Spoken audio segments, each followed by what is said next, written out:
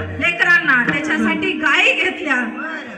अहो लेकासाठी घेतल्या गाई आणि मला नाद नाही.